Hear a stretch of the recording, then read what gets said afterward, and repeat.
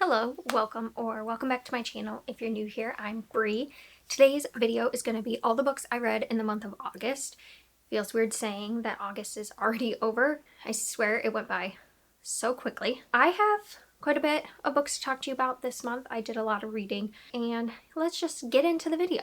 So I have two books that I read exclusively on ebook and audio, so that's why I have these little pieces of paper so I don't forget. I think it was July that I read A Botanist's Guide to Parties and Potions, and it's part of the Saffron Everly mystery series. There's only 2 out right now, and I listened to that on audiobook. I did enjoy it. I feel like historical mysteries for me are just ones that I put on when I just want to not think too hard and just have a good time with a book. So I picked up the second one, which is A Botanist's Guide to Flowers and Fatalities, and I enjoyed that one as well. There's a bit of like a love situation in a lot of historical mysteries. There's usually a romance, and in this one there kind of seems to be like a love triangle situation going on, which I found an interesting way for the series to go.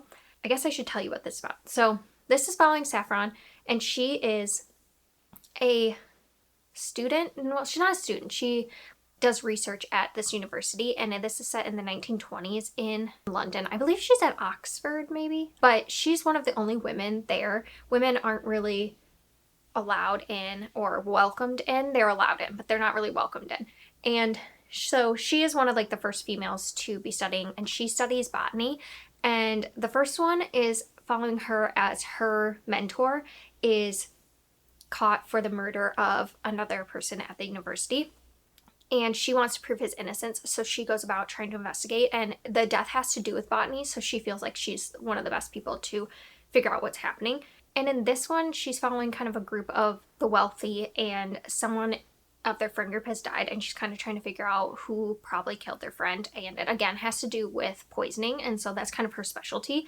And I liked this one as well. If I was comparing them, they actually are pretty similar to me. Like, I didn't feel more inclined towards the story, but I didn't fall off of it. Like, a lot of times when I read historical mysteries, I'll start off with one I like a lot, and then as the series goes on, I'll kind of either deflate in liking it and just not really want to continue, or I'll really love it. Usually I don't feel like middle of the road, and for this one I just felt middle of the road, so I probably will pick up the third one and see. I don't know when it will come out because the one just came out this year. I know that sounds weird to like say I pick up books even though I know they're just going to be like mid, but sometimes I just want something to listen to or read, and I just want to have a fine, good time with it. Don't know what it is. So the next one I read on ebook is Master of Djinn by P. Djeli Clark. This one is a historical fantasy. It's steampunk, so it's set in 1920s Cairo, and you're following this woman detective, and she again is like one of the first female in the force, and she works for like this magical ministry, so they kind of investigate crimes that have to do with magic. And in this world, years back, this man who was kind of like a god, he opened like the portal between worlds, and so now djinn walk free among the humans and they interact within society.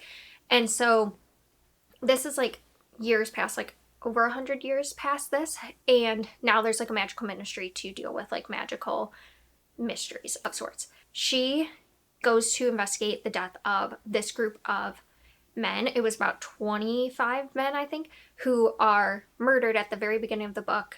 They are burned, and it's interesting because their bodies are burned but their clothes aren't, and so they call her in to look because they think it's obviously has to do with magic. And it's her figuring out what's going on, and there's a lot of twists and turns. It's, as I said, steampunk, so while it's set in 1920s, there's things that are used like mechanically to like make elevators, but they're not called elevators because it's like using magic and alchemy to like do these things. So I would say the setting didn't really feel necessarily like we were in the 1920s, but I still really enjoyed it. It didn't really throw me off, but I think if you're someone who really wants like a true historical feeling book, this probably isn't it. It is very much like a mystery with fantasy. There are 2 things about the book that keep it from being a full 5 stars for me. One is that it started off as novellas, and then he wrote a book because everyone really liked the novellas, and I didn't know that. So reading this, there were just a couple things that I think doesn't ruin the book, but ruins the novellas a little bit. Like, you start to know some things about the novellas. And there's a relationship in here between our main character Fatima and CT. They have, I think, built their relationship from the beginning of the book, so you get to see them working together and you can see how they progress. And I feel like in this book, they were already kind of established. And so in the beginning, Fatima's there, and then CT comes back, and she comes back from like a trip that they were on, and so they reconnect. And it's just kind of like an established relationship, which at first I really liked, because I sometimes feel like you're always getting the beginning of the relationship. But I do feel like there was something that kept me from like fully connecting with the relationship, and I think it's probably that backstory. So I actually want to go back and read the first 3 novellas where I think it establishes their relationship. But I think like not knowing that, it just kept the book from being a full 5 stars. But maybe if I go back and read, I would feel differently about the progression of their relationship. And then the other thing is, I think it was like slightly long. So I read it on ebook, and I think that equates to about like 500-ish pages in paperback. It was interesting because there was a lot of elements that I like loved and were also the reason I couldn't give it a full 5 stars. A lot of the book is spent telling you about this world and about the historical like implications of things. So you'll be introduced to a rule of the society, and then they go back and explain like why that was made. And I found that so interesting because it really makes you understand the world that they're living in. And it just gives so much backstory and depth to it that I really loved it. But then towards the end, we were still getting that, and I kind of wanted more of the mystery to progress. It hindered it towards the end for me. But at the same time, it's definitely a mystery where you're going around and solving all the clues, and I like that. But I know for some mystery readers, that's not a pro to it. But I really, really liked it, and I'm definitely going to pick it up and buy it for myself because I can see me recommending this book to a lot of readers. I think it could work for a lot of readers. So I really am happy I read it. It just wasn't a full 5-star favorite, but I think maybe if there was another book in the series, or if I go back and read the novellas, like I could really love that. So really happy I read it. That was Master of Djinn. Then we had a bit of a fail this month, and that was Silver Nitrate by Silvia Moreno Garcia. I read this, Buddy read this with Karen at Roving Reader. We both were going to read Mexican Gothic together, and then I completely forgot we said we were going to do that, and then I read it on my trip, so I felt so bad. So I messaged her, and so we decided on this one. And at first, originally I was hesitant to read this one because I didn't really like Velvet Was the Night, which is like a noir style mystery. But then I read 2 books from Silvia Moreno Garcia and loved them. So I was like, yeah, now I'm willing to give this a shot. This is like a noir horror. It's like in the 50s, I believe. There was a film that was made that was basically like a cult, and they were trying to make a movie about magic and stuff, and it had to do with occultism. And this movie like never finished. They didn't finish the ending scenes. And now in the present day, which I think is like the 90s, yeah, is the 90s, these 2 people, Montserrat and what's his name? Tristan, they are friends that have been friends since they were really young. He worked as an actor and is kind of like down on his luck right now. And she works in the audio industry, dubbing and doing stuff for like films. And she really loves horror films. So they meet a guy who worked on this film, and they all decide that they're going to recreate the last scenes of this film. At the beginning, I was interested, but the first like 100 pages, really like nothing happens. It's a lot of build up. So I was thinking like, okay, it's not my favorite like start to her books, but around the 100-page mark, there was a scene that really intrigued me. So I thought I would really like it. I just felt like the whole book kind of felt like mid to me. I wanted it to be scarier than it was because I wanted to just like feel an emotion, and I don't feel like I felt any emotions towards this book. And I really think it's the noir style that's not for me, because I know that I've really loved her writing and her stories, but there's something about her noir stuff that I don't like, and I truly think it has to do with being noir, because her writing is really good. I don't feel like with noir I can connect with the characters, and there's always like a bleak outlook on life, and the actual horror side just didn't really go there like I thought it would, and there were certain emotions that I think are meant to come across that I just did not feel. So I don't know. I think Karen and I were both a little disappointed by this book. It wasn't my favorite horror or Silvia Moreno Garcia book, but definitely will still be picking her up in the future because I do feel like she's a favorite author. I just know that noir ones I'm just not going to pick up from her. So that was Silver Nitrate. Then I have Vespertine by Margaret Rogerson. This is a YA fantasy. This is by the author of A Sorcery of Thorns, which I read and really loved. I had picked this up a long time ago. It was one of my very backlist books. I think I've had this on my shelf for over a year and a half. And I finally decided to pick it up, and I thought it was pretty good. I didn't love it as much as Sorcery of Thorns. In this, we're following Artemisia, and she is training to be a Grey sister, which is like a nun, but they can do like magic and stuff. They help heal people, but they also work with the dead, and there's stuff about dead bodies. People are like prone to possession. The main critique about this book is that the magic system, I didn't really fully understand it, but she's training to be one, and she was possessed when she was very young, and so like a lot of the girls who are training in this are weary of her, and she doesn't really have a lot of friends. And then one day this priest comes, and he basically like tests all the girls to see if they can move on to become Grey sisters, and like no one's passing, and then she has to go in there and talk to him. And after this conversation with him, a lot starts happening, and they are attacked, and she has to end up saving basically the world. So she awakens like an ancient spirit, and the stuff with the spirit is really entertaining and fun, and I liked their back and forth. I think like this book is a really good fall read because it's a lot darker, but I think the things that I liked about Sorcery of Thorns were it was a bit dark, but then there was found family and just like a sense of community, and it felt cozy to me, where I don't feel like this felt as cozy to me. My main critique is that like the magic system, I didn't fully understand at any point, and I don't feel like was fully explained, or if it was, there just seemed to be gaps for me, and that could have been just me. And you know, other people might fully understand it, but I just felt like I didn't fully understand. So it just left me not loving it, but thinking it was a pretty good book. I feel like I'm doing a bad job of wrapping this one up because I don't really know my feelings. I had a lot of books this month that were like almost 5 stars, but not quite there, and this is one of them.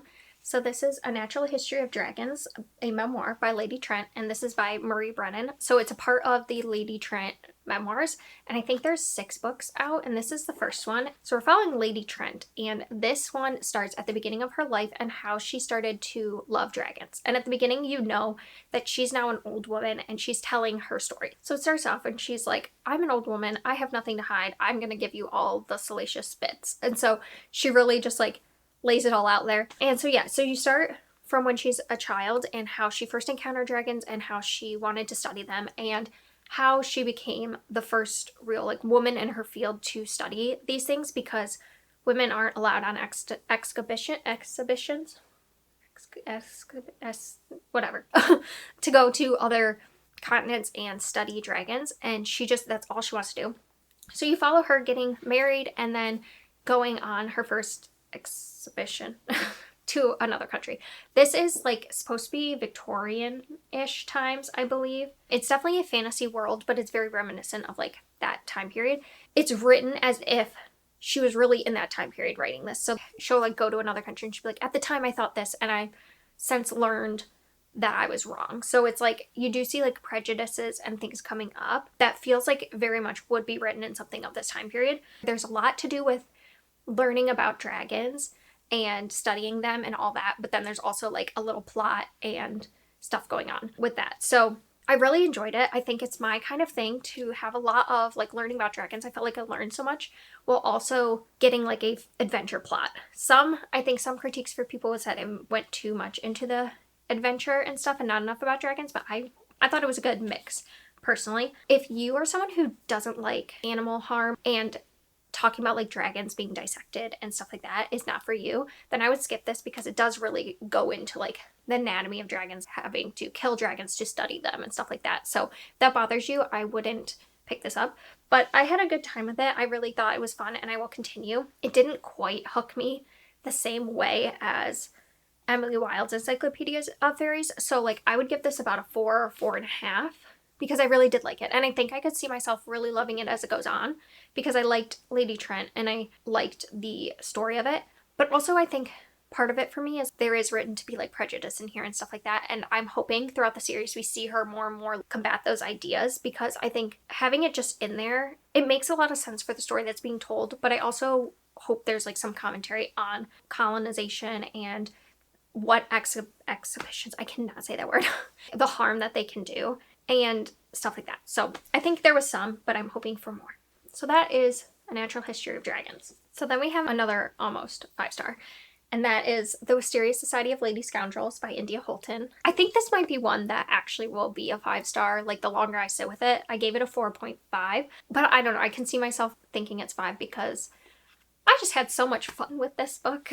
So the quote on the front, it just like really sums it up. It says, "Delightfully bonkers," and that's by Jen DeLuca, who authored Well Played, which I haven't read, but I think that is very true to what the story is. So we're following Cecilia, and she lost her mom when she was younger, and her aunt took her in, and her aunt has been raising her. And it starts the book where this pirate knocks on the door, and he basically is like, "Hi, I'm here to kill you." And she's like, "Oh, thanks, but no," and shuts the door. And you find out she's a lady thief, and she's part of the Wisteria Society of Lady Scoundrels, and they have a lot of rules and stuff to their society, and you have to play by them, but they do steal and things like that. And there is flying houses. Their pirate ships are actually their houses, which they can just like up and fly to different locations and put them down. And it's a romance between Cecilia and Ned, who is the pirate trying to kill her. And it's just so funny. The witty banter back and forth is so fun. It reminds me of 2 movies. One, Stardust by Neil Gaiman. The scene on the pirate ship specifically, it kind of gives me that kind of vibe, but also like The Princess Bride.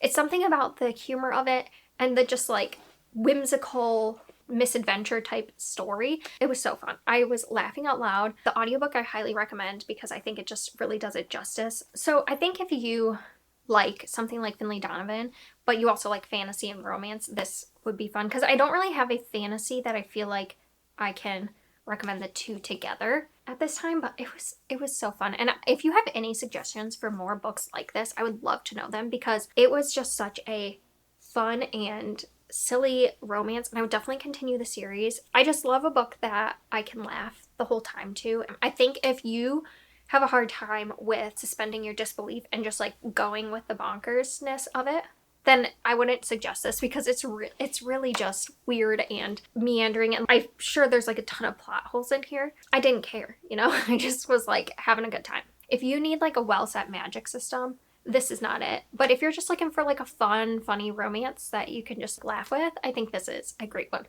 Now that I'm like talking about it more, I just feel like I need to give it 5 stars. Even though I see issues, I can see things that weren't perfect. The end, I think, dragged a little bit, but at the same time, I just loved it so much. So I think I gotta get it 5.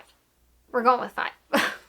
Next one I have is Soulless by Gail Carriger, and this is the first in the Parasol Protectorate. I think there's 5 or 6 books out in this series as well. This is a story that is an urban fantasy. So we're set in, well, is it urban if it's historical? It's set in Victorian times, and we're following Alexia, and she is what they call soulless or preternatural, and she basically doesn't have enough soul. So the way that creatures like vampires and werewolves are turned is if they have a lot of soul, they can like survive the transformation. So the opposite of that is to be soulless, and she has that, which also means that she can like touch vampires and like their powers will go away. So the book starts out where a vampire attacks her at a party and she kills him, and in comes the werewolf, who is like head of BUR, which is like Bureau of Unnatural Investigations. I don't remember what it stands for, but it's like the police for like the magical society, because they live with humans, so humans know of their existence, but to coexist they have to follow the rules and stuff. So he's in charge of maintaining the order. They end up trying to solve why she was attacked by this vampire, because the vampire didn't really play by any of the rules of the vampires, and there's different covens, and no one is really saying that this was their vampire that they let loose. So they're trying to figure out what's going on. There's a bit of a romance. It was a fun book. It was written in 2009, so there were some things that I don't think aged as well. Maybe if like 2009 Brie read this, I would have really liked it, but now I think that there was just some things that I noticed. There's like a lot to do with body image, and there's a lot to do with like her being Italian, which I think was a thing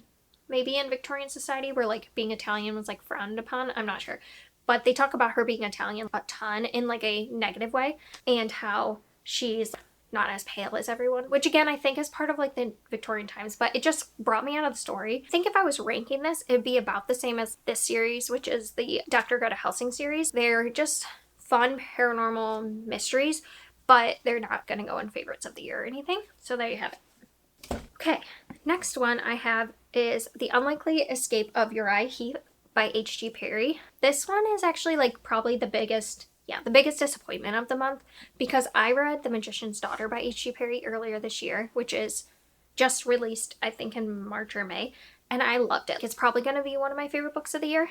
And this one I really actually disliked. But I think also I learned something about my reading for this. So this one is following Rob, who has a brother named Charlie, and Charlie can pull characters out of books. So if he thinks too hard about them or reads about them and is like imagining these characters, he can like pull them out of books. So it starts with Rob getting a call in the middle of the night from his brother Charlie, because he has brought Uriah Heep out of a book and he needs his help to get him back into the book.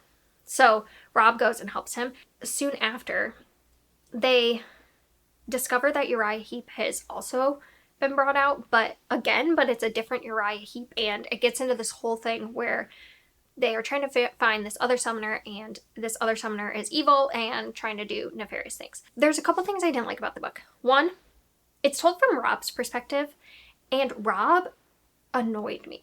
So he is like the older brother who never really wanted his younger brother to be around him. And his younger brother was like a prodigy, so he grew up really fast because he could read a ton. And so he, I think, was like 5 or 6 years younger than him, but is going through college. His brother graduated college at like 19 and is 26 now, and is a professor. And is just like a really smart person. And Rob is just a very resentful character. He chooses to be mean at like every turn. There'll be times where he's scared, so then he'll lash out at his brother and put his brother down because he's like, oh, I just needed that anger to feel better. And I just didn't like being in his head. He just chose to be mean so much to his brother. And like, yeah, is there some growth like later on? Sure. I really just wanted to follow Charlie. Charlie was more interesting to me. His abilities were more interesting to me. And I understand why we followed Rob, but at the same time, I don't. He upset me is essentially what it is. But also, I learned that okay, how do I phrase this? So I think I like books about books, but not books where the characters of books come alive. So, okay, this is gonna be like hard to explain, but like these two, I really enjoy this series. It's about a 4-star series for me, and this is one of my favorite series. And in this one is a reimagining of Sherlock Holmes. So it's Sherlock Holmes if Sherlock Holmes was a woman. And so you're following Sherlock Holmes, but it's kind of like she's made to be her own character with her own things. And while it follows the story somewhat, it's a retelling. Okay. This is also bringing characters of books to real life, but it's not that they're being brought out of books, but they are a reimagining of those characters. So I think I like reimaginings. These are if you literally pulled the character out of the book and now they're walking around. I think it's like the interaction with pulling characters out of books and constantly referencing them in the books that I don't like. I don't know how to describe it. I don't like books about going into books or out of books where you have to interact with the characters of those books, because I think it makes them feel less real to me, or it's just not as interesting because I don't know if you're doing anything new with the story, because you really have to stick to like the story that was told. Retellings, you get to have your own take on those characters. You get to change them and stick to them somewhat, but you get to have their own adventures that you're completely making up. You're not just like retelling the same story, where this is retelling the same story. I mean, obviously it's a different story because they're in the real world, but like bringing characters to the real world, I don't connect with that as much. I hope that's making sense. So I think if I had to actually rate this, I'd rate it about like a 2.5 stars, because I just really didn't like it. And I really like skimmed at the end because I just wanted to be done, which is so sad because I loved The Magician's Daughter, so I wanted to read everything. And this one just wasn't it. But I think it's partly that I didn't know that this wasn't like my kind of book. So now that I know that, I won't really be picking up books like that. I'll be picking up more retellings. So that was The Unlikely Escape of Uriah Heep. Now we have a favorite, The Vampires of El Norte by Isabel Cañas. Loved this book. I love The Hacienda back when it first released.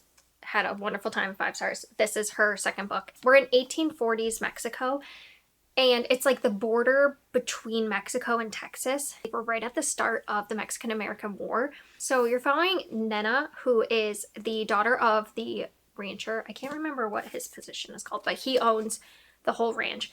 And she is best friends with Nestor, who is one of the workers for her father. And they are about like 13 at this time. And they go out because they love each other and they want to go and find this gold. There's a story about where this gold is, and they go to try to find it, and they are attacked. And Nestor brings Nina to her parents' house, and he believes she's dead. And he, in his distraught state, he just flees as they're screaming that she's dead. And then you fast forward to, I think it's like 9 years later or something like that. Oh, wow, I'm really good. 9 years later, and she is not dead, but she had been brutally attacked, and now she's at home and she's feeling still the implications of him leaving, because as far as she knows, he just ran away. And then you're following Nestor, and he is now going around where he makes his own money, but he can like work at different ranches, and he is trying to make a name for himself so that he can own his own ranch one day. But he's also dealing with the loss of Nena, because in his eyes, she's dead. So then, because of the impending war, he is forced to go back to his home and leave with them to go meet up with the Mexican army to help battle against the white men who are coming from the United States to try to take over that area of Mexico. This book is dealing with vampires because of what was attacked in the night. They're trying to figure out what happened, but it's also dealing with the implications of war and being invaded and the like horrors of that. And so we're dealing with two very different things, while at the heart of it is a romance. So I think if you're going into this for horror first, it's not horror first. I would say it's romance first, but also a strong plot of war and destruction. The vampires are scary. There are points that are scary, but I think if you're like an avid horror reader, it might not be as terrifying for you. But I loved the romance. I loved the progression of everything. I think everything was so well paced. You can feel their terror as they're going through war and the vampires coming to get them and stuff like that, and just having to like come together and reunite this love that was there, I thought was so good. So I loved every second of this book. I have no critiques for it. I just know that Isabel Cañas is a new favorite author, and I just feel like she put so much care into this book. She said she started this book before, I think, even the Hacienda, but she wanted to do it well, and so she waited for it to come out, and now it's out, and I think it was just so wonderful. Full 5 stars, favorite of the year for sure. I wanted to say also, the way she writes and the description she writes, it creates such an atmosphere right away. Like from page 1, you could tell the atmosphere of this book. So I would say read the first page and you don't feel like that's for you. That's like the tone of the whole book, really. And so don't read it then. But if you are sucked in by the first page, I think that gives you a really good indicator of how the rest of the book is going to go. So I love it. I would highly recommend her to everyone who likes a bit of spookiness in their life. So then we have A Far Wilder Magic by Allison Shaft. This is a standalone YA fantasy romance. I would say it's definitely more romance heavy. First is Margaret, and she lives at this home where her mother is a famous alchemist, and there was something that happened to her brother back in the day, and her brother is dead, and you know that her father's left, so it's really just her and her mother. Her mother's obsessed with this like alchemical thing. I can't remember what it's called. So she's often gone, so Margaret is at home alone, and in this town there is an event called the Half Moon Hunt, and basically there's a creature called the Hala that everyone comes together and tries to kill, and so people sign up to be a part of this, and if you kill the Hala, you get like fame and stuff like that. And the Hala is like a godlike creature, and there's only one left, and they're trying to hunt it. So every time the Hala is seen, it kicks off this half moon hunt. So she's determined, because she's a very good sharpshooter, to enter the hunt and to get the money and just to kind of make people like her and accept her in this town, because her dad's background is a religion that is like not accepted. It's very reminiscent of the UK, I think, with Catholic Protestants, and like I think Jewish is another one, where there's a lot of like religious, I cannot think of the word. What's the word when someone is like prejudice? There's a lot of like religious like prejudice against people. So her father was a certain religion, and so now the town, she's not accepted within the town, And then we're following Weston, who lives in like the main city, and he wants to become an alchemist, and he is like very reminiscent of like the Irish coming to like the cities of, I think, London and stuff, and the conversation around immigration and how they are looked down upon and like a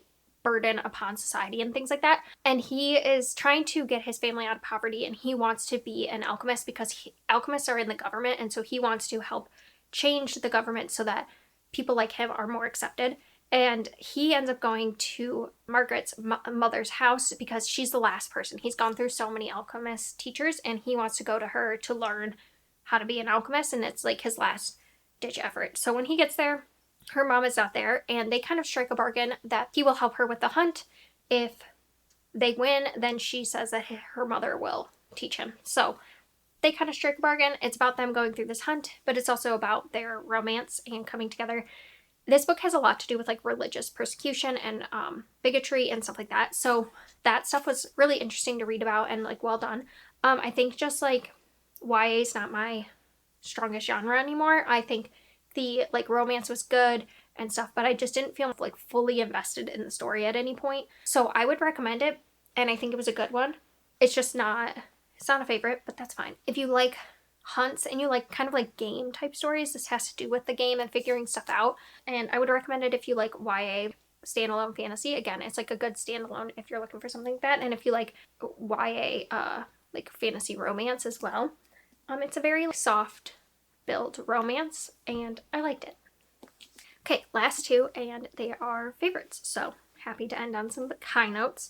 So I picked up Thornhedge by T. Kingfisher this month. This was released in August like 15th, I want to say. Her fantasy can lean like fun, but I've noticed that her novella ones tend to be a little bit darker, and I think this is like, to me, a bridge between Nettle and Bone and something like Swordheart, where I didn't feel like it was as dark as Nettle and Bone, but I didn't feel like it was wholly as wholesome as some of the other ones. This is a story of Toadling, and she grew up in fairyland, and now she's in the human world, and she is protecting this fortress. And then there is a knight who comes by, and he wants to have an adventure. He wants to save a princess. He wants to just have glory. And it's about them, and what if a curse that is there is actually a good thing and shouldn't be broken? And so I thought it was just a really fun, quick story. I really enjoyed this little novella. I really haven't disliked anything from T. Kingfisher. This was a 5-star, another novella. I really like her novellas, so happy I got it.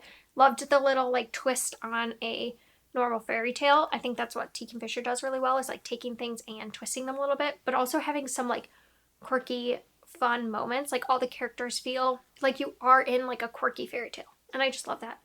Last book is The Beautiful Ones by Sylvia Moreno Garcia. I loved this book. I read this book for a while, just slowly, and the drama of it is amazing. So this is following our main character, Nina, and it's actually multiple perspectives of the book. So Nina is just newly into her first season as coming out. This is like, again, set in Victorian times, it feels like. People have compared it to like Bridgerton a little bit, like that kind of feel. So she goes to stay with her cousin and his wife, Valerie. And Valerie and him are the top of the society. And in the society, the top, most wealthy, influential people are called the Beautiful Ones. And they are very much adhere to a certain type of beauty standard and things like that. So Nina goes with her, and Nina's from the countryside, and so she goes to stay with Valerie, and Valerie is kind of bringing her up in the society and telling her all the rules. And Valerie is very suffocating for Nina. Nina doesn't fit in, and she also has a gift of telekinetics, and it's never been something she can control, but in society, people that can do these tricks are not often high up in society, but they are used for like entertainment, like kind of magicians. They do shows and stuff like that, but to use these powers in this upper society is like very much frowned upon. So she tries to keep that under control. And then we also have Hector, who is like the top of the telekinetic people in the world, and he does shows all over the world, and he's very influential. And she meets him at a party, and he enjoys like her company and stuff, but then he finds out that she is Valerie's niece, and you find out him and Valerie had something when they were younger that was like a whirlwind romance, and now he decides he's going to court Nina so that he can get closer to Valerie.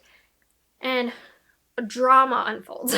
The first half of the book, I was like just wondering where it would go. Then we hit a halfway point that I was like, what? Where is this going? And it just gets crazier and crazier as the story goes on. And oh my gosh, I could not put it down. It was like I couldn't take my eyes away from this. It was so dramatic, but in like the best way. And I really liked how naturally the magic was weaved in. It's not a story that's overly magical.